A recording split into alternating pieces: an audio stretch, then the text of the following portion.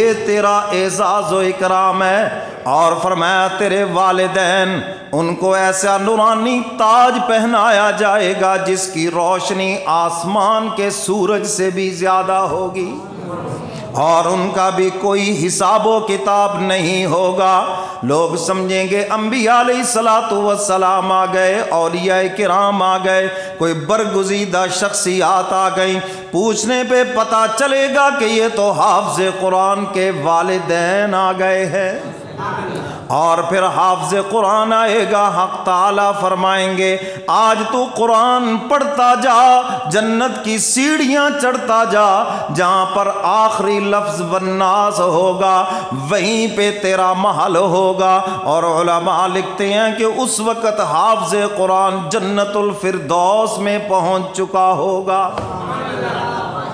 یہ ہے اعزاز حافظ قرآن کا، یہ ہے جن کو ہم حقیر سمجھتے ہیں، یہ ہے جن کی آج عزت ہمارے دلوں میں نہیں، کیونکہ میڈیا نے ہمارے اوپر اثر ایسا کیا ہے،